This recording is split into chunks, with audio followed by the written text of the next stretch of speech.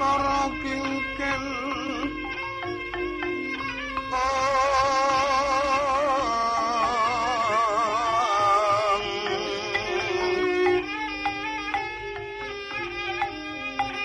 Lermang waswa kang layon ilang sirna denya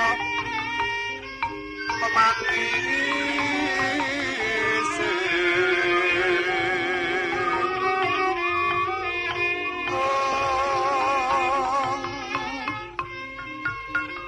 wadananira layu kumaku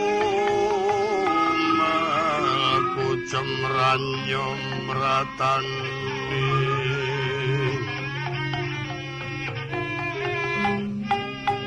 marang sarirani pun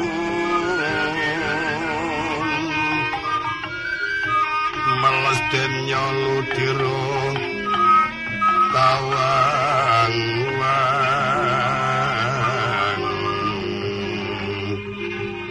gegono bangsu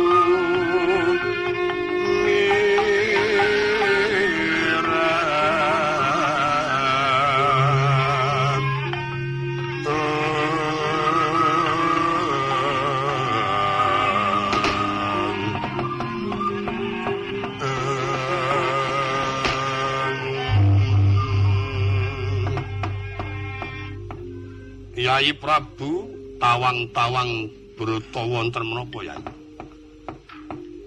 Kula tingali Patih Bayudinaya sampun kesah saking negari Ngastina. Ngaturaken gedrawasan Koko Prabu. Rikala swawi ingkang rai nampi aturipun para abdi ing samya tumandang damel.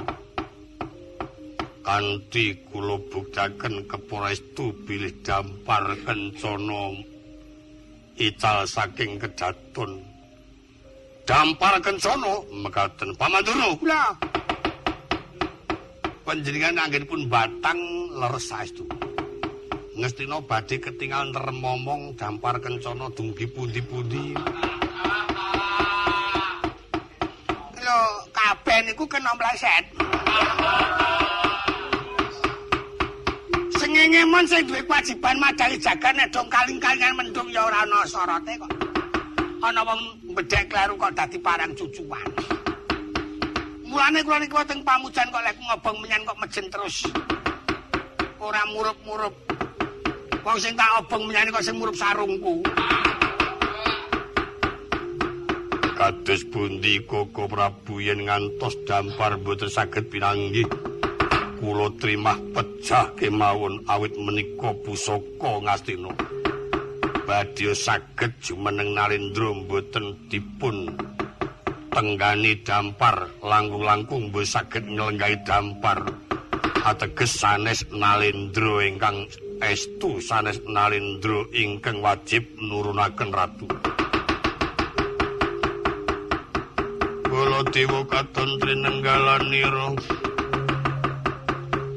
Mijil saking astaduk mulat risang kangsa kang iku mulunging ayuda.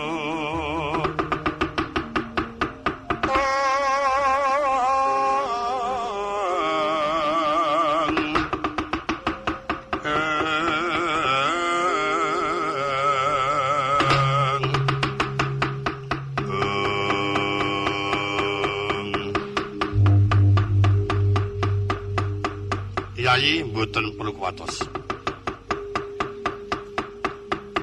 Sampun samenika mboten perlu panjenengan ngego dumateng ngendikanipun Paman Durna.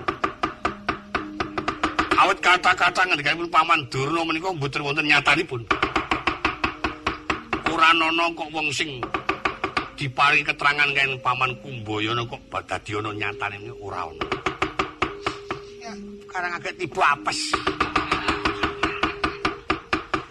Tiba malange do dipaido. Sak tiba malange padha di paeka. Tak terima-terimake. Muga-muga sing kuwasa dhewe kang bakal males ngudi tumarang aku. Malah kleru. Kula sumanggaken negari Ngastina pun Kakang badhe mlajar wonten Ngamarta. Minta sanjata pitulung dhumateng Yai Prabu Puntadewa. Lan Yai Kresna sabiyantu kaliyan para kadang ndherekaken widodo ngatos-atos Prabu.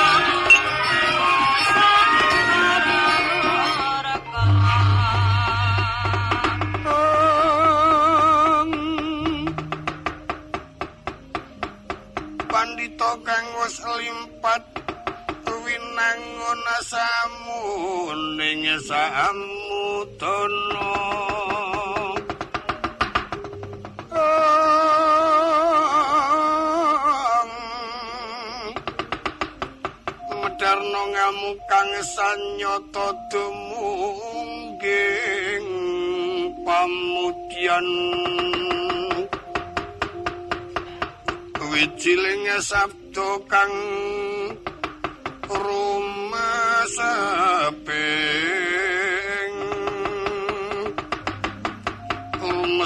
indriya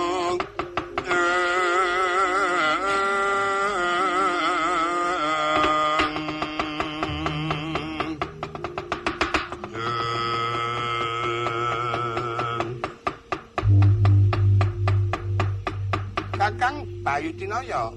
Apa Adi? Gila, dampar wis tak gawa. Apa ora kedengangan lagumu? Lho, wong aku nyolong kok ngantek konangan. Wis aja kuwatir yen konangan. Yen mengkono Adi kuwi pinter temenan. Lho kepiye tau tukang nyolong.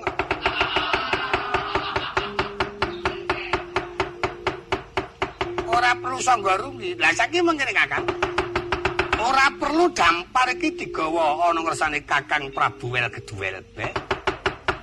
Terus bakal tak lenggahke ana kedaton, aku ora nderek ana setinggil. Ewadene mengko ana timbalan aku ditimbali sowan. Iya. Matur yen dampar wis ana kedaton ning kudu sing praira ngati-ati aku duweni rasa kuwatir. Mbok menawa yen nganti ana kedadian wong Ngastina minta sraya wong Ngamarta tak ature ana ngersane Sinuwun Prabu Welgeduwelet.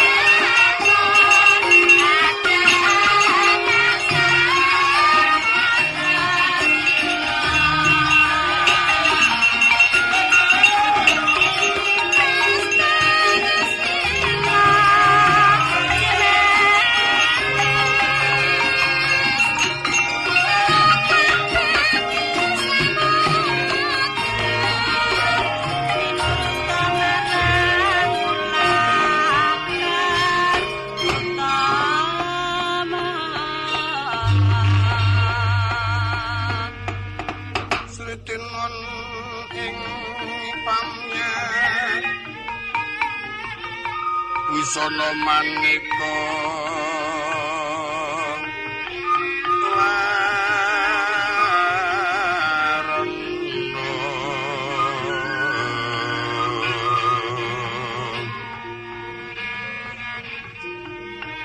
Renggeng kencana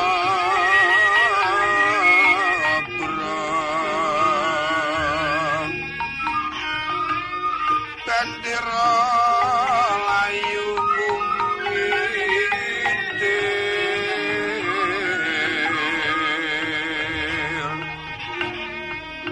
sinrang pander sing maruta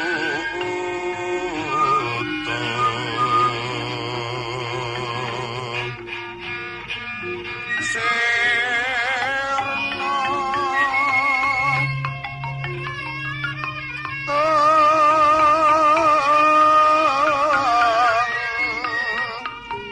kumaraning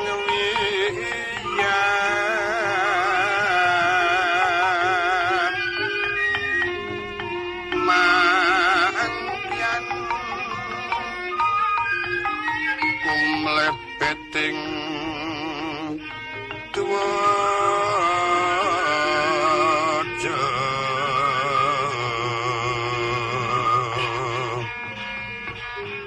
surusu brasta kayu kaprapal ron mawuran draing bumi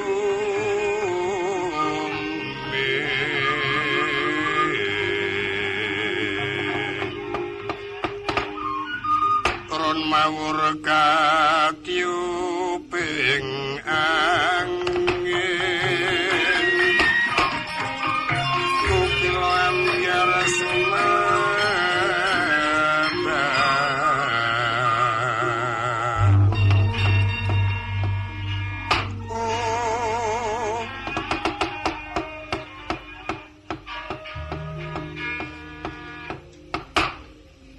sirep kawontraning paprangan kraton Ngastina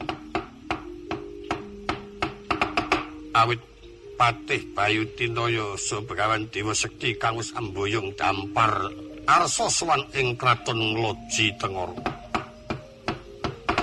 anenggi ingkang sinuwun Prabu Baladewa ingkang kedarang-darang arsa lumat ing kraton Ngamarta Nrajang tepasing wana diwasa gritingan cala pasmiyo dadi minggah ukir sengkan-sengkan manut bambing kapel mamiring geger mengger arga-gugu. Wis tumekeng punceng arga nrajang sila kang mangapit mergi kang sempit prandhi senajan kesulak dalu datan kersa kender. Surya kang wis manuksma ing bumi mulat ing gegana abyor soroting Kartika. Sang Hyang Sasongko jumedhul saking Bantala ketingal Bramarkata. Prandini tinutuping mega malang mung remu-remu pepadang. Jenggering gunung kang sinawang saking katebian kinulan nampak-ampak kaya dadi wewangunaning sesawangan. Gunung kang ketingal pating jenggel jurang-jurang kang labetan pewanganan jerone. Nusuk wana perjaten tangitung pringgo baing margi kacalan kang den ulati. Suku Yayah den uncal-uncalna daya-daya tumeka ing kraton Ngamarta. Nenggih ingkang kinarya sinambeting cinarita kocapa ingkang pinuju lenggah wonten ing kraton Ngloji Tengara. Prabu Welgedwel beh kang rikala semana denadhep ingkang rayi raja telukan. Ingkang kepareng jejuluk Prabu Dewa Bantala. Kairing para widut pira wadya Baratwin para war prajurit tamtama kang pinangka dadi piandeling kraton ing Ngloji Tengara. Miyosira sang Bunata kadhaken para abdi bedhaya srimpi manggung cethi pepingitan.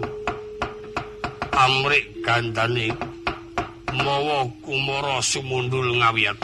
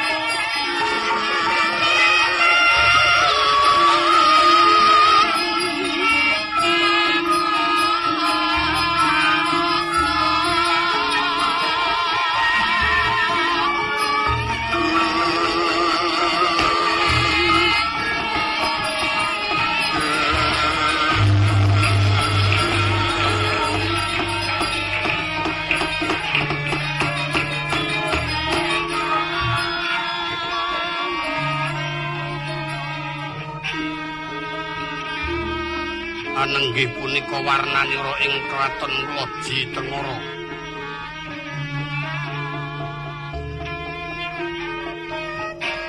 Ingkang wis kondhang dumugi manca negari yen to jembar jajane gedhe perbawane.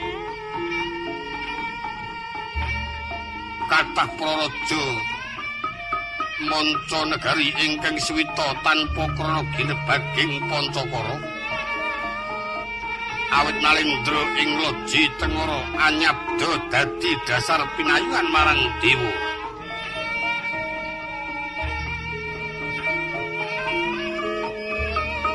Yen to kacarita dosa namanira. Dosa wilangan sepuluh mawerdini kekasih wenang dilucapno ingkang sinunjet juru Prabu Wel Gedwel beh mengraken para bedaya ing sami ngampil upacarane paswanan datan pisah sakrikma kaliyan ingkang abdi kinasih Kilurah Togog Catugara Twin kang abdi Kilurah Bilung.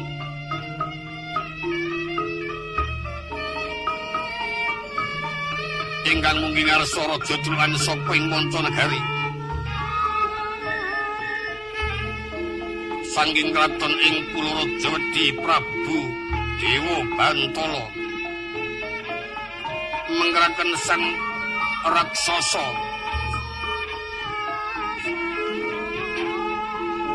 perjineman ing Loji Tengara ing pinaran peparep Dikya Kala Prabowo.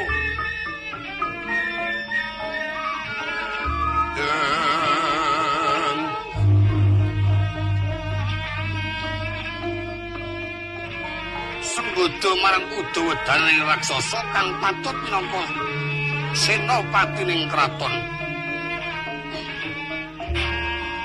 Amengraken para wadyabala manggalaning praja ingkang amblabar pindha jaladri mungging daratan.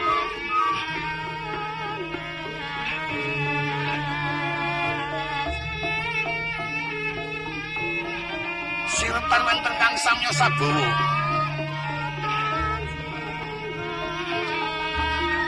Para ning waringing Hyang Bamarta datar lumampah.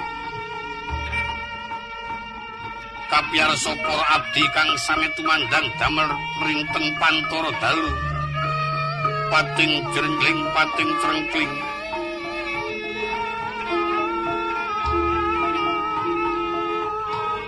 Senajan to iku kata para kadang Sinurwedi ingkang pinujusan. Ingkang sinuwun dering kepareng medhar sabda.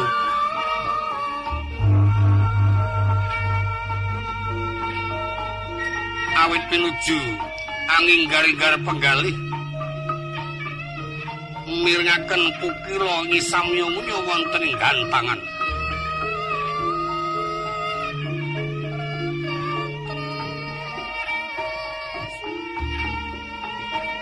Pepetoke ngayamwana kang mungging sengkeran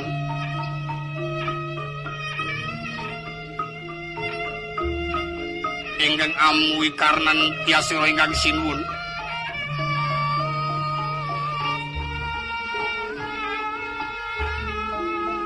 marmane rikala nampi sasepitaning Jawata kengetan bilih nembe utusan marang ingkang abdi patih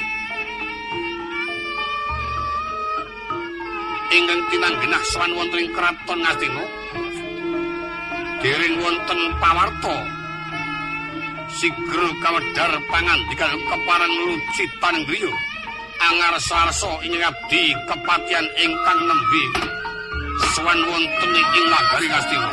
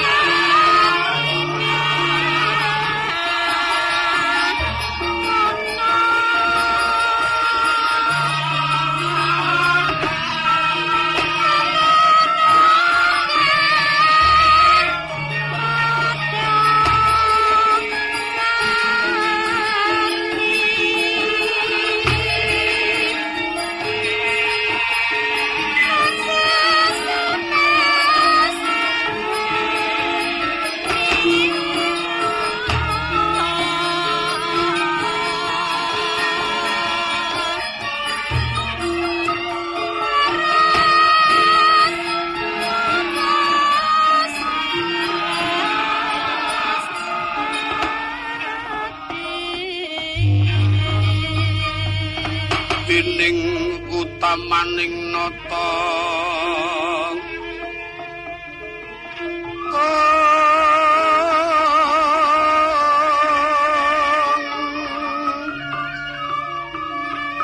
Berbudi pawalaksana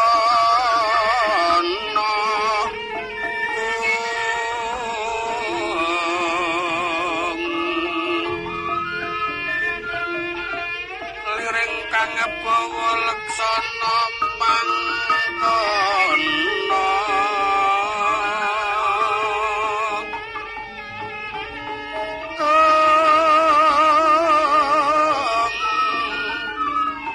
Agung nyo paring dono angge ganjar saben dina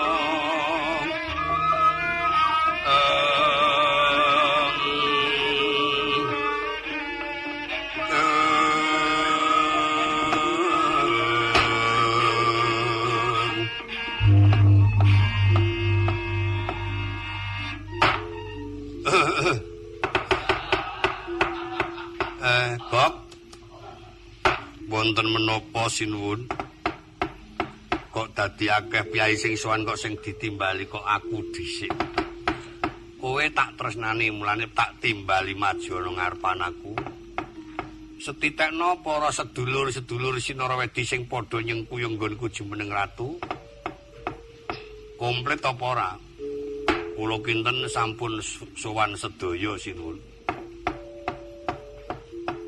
kowe tak dadekke dadi tuwa-tuwangganing para kadang-kadangku sing padha sumiyut karo aku ya, Gop. Nggih. Aku njaluk nek do ngagi sowanan ngono kuwi kudu seragam. Oh iya. Seragam sing apik lan